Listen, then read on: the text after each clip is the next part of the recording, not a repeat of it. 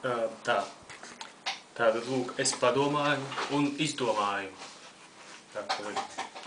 ka patiesībā ir visādi dažādi slikti paņēmieni, kā var aizmirst par šo problēmu. Par to, ka ir jāsamierinās ar to, ka es, pats svarīgākais, ka es, nevis ka visi pārējie, bet ka es pamatīšu šo pasauli. Un, lūk, es te padomāju kādas 10 kādas minūtes vai 20, nevajag atkal. Un tad padomāju, ka ir dažas diezgan sliktas alternatīvas. Lūk, viena būtu tāda, ka, ja var to nosaukt par problēmu, ka es miršu, tad būtu problēmas aizdzeršana, vai aizdzeršana, vai aizpīpēšana, vai vispār ar narkotikām vēl sūdīgāks variants, ka dabūt sev palielinātu dopamīna devu un oi, cik labi, un viss būs labi. Dopamīns, tātad tas ir laimes hormons, kuru cilvēks dabū iemīloties. Tā ir viena no sastāvdaļām, kuru cilvēks dabū iemīloties. Kā arī, kad cilvēks kaut kādus panākumus dzīvēs saņem. Pats izvirza kaut kādu mērķi, tas var būt arī skolas, veiksmīga pabeigšana. Viņš pabeidz veiksmīgu skolu un tāds priecīgs un dabū dopamīnu devu. Vai pieņemsim, tur nolemi, ka vajag man ar to Elīnu pārgulēt līdz Ziemassvētkiem. Un viņš pārguļ ar Elīnu līdz Ziemassvētkiem, dabū dopamīna devu. Kaut kādi tādi varianti. Un tad, lūk, un to dopamīnu ir iespējams arī dabūt kā apmuļķot organismu. Tas ir nevis apmuļķot, bet kā spēcīgi. Bet tas arī sanāk tas līdzīgi, kā būtu, ka, ja jūtamies pārāk vāji, tad iešpricējam sev adrenalīnu, kad gribam iet gulēt, iešpricējam sev nomierinošo līdzekli. Tas diezgan slikts variants, un ar laiku vienkārši, ja jau organisms dabūs dopamīnu no ārpuses, tad viņam vienkārši pašam vairs nevajadzēs to izdalīt. Tas ir tāpat, kā jums ir mazs uzņēmumiņš, kurā strādā, tur kādi,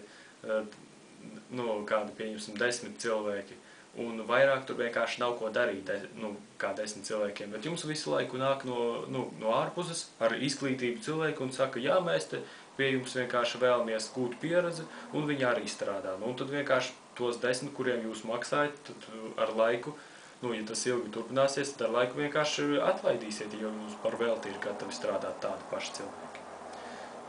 Labi, tāda pirmais bija sūdīgā alternatīva ir problēmas nodzeršana. Otrs tāda pretēji savukārt puse, kad vecāki mēdz esmu dzirdējis, ka vecāki mēdz neuztraukties, ja bērni sēž pie datora, ka, viņš taču pie datora daudz laika pavada, tātad, netusēs tur ārā, nepīpēs, nedzers, tad jau viss labi. Kaut arī patiesībā datora atkarība un vispār, ka vispār tur, ja jau es baidos, labāk pasēdēšu pie datora, paspēlēšu spēlītes un visu kaut kādas bezjēdzības padarīšu.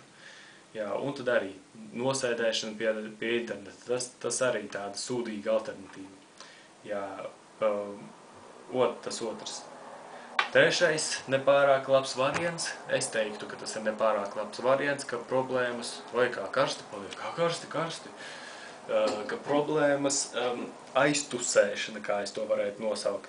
Kaut lūk, man ir sliktas tādas domas, un es baidos viņas vēlreiz un vēlreiz atcerēties, un tad es tagad nevis pats savā prātā tur izdomāšu, kā to noskaidrot, bet vienkārši kaut ko tur darīšu, un tad gan jau, ja es daudz ko darīšu, tad tas viss aizmirsīsies.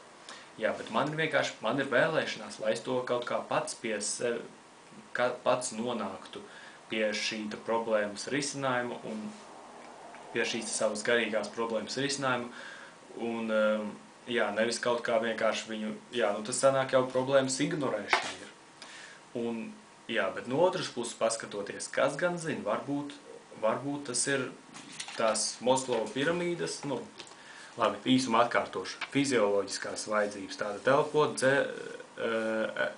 elpot, tur, jā, ēst, dzert, pīpēt, nē, pīpēt nebūtu, nu, ēst, dzert, tur, jā, nu, un kas, nu, un vispār būt ar visiem orgāniem vēderā.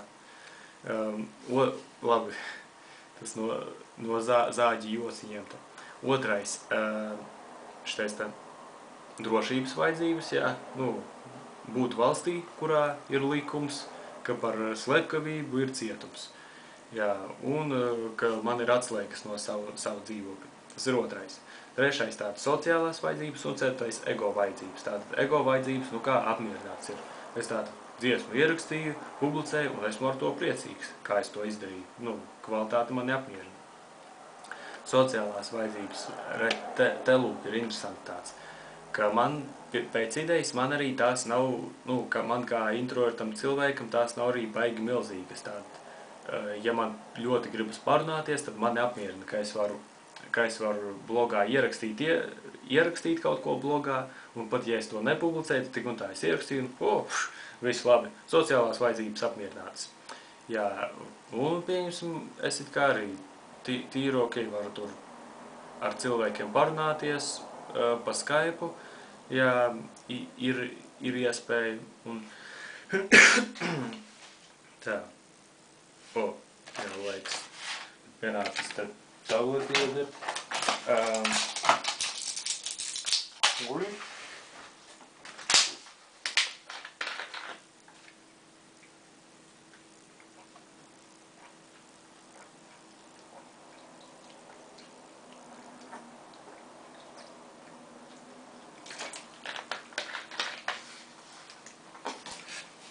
Un kopumā pēc idejas vajadzētu visam pietikt.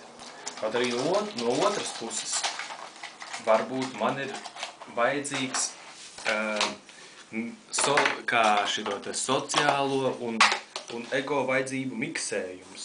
Tātad gan tas, un kāds varētu izpauties, ka es varētu apmierināt tieši savas ego vajadzības kopā ar kaut kādiem cilvēkiem. Jā. Un tātad, nu, kas man ego vajadzības ir, ka attīstīt vokālu, kā atrast mūziku un tajā mūzikā savu vokālu ielikt. Un iespējams, ja man būtu tādi konkrēti cilvēki, ar ko es varētu konkrētāk, nu, precīzāk sadarboties, tad varbūt tad man būtu pilns komplekts. Jā, tas būtu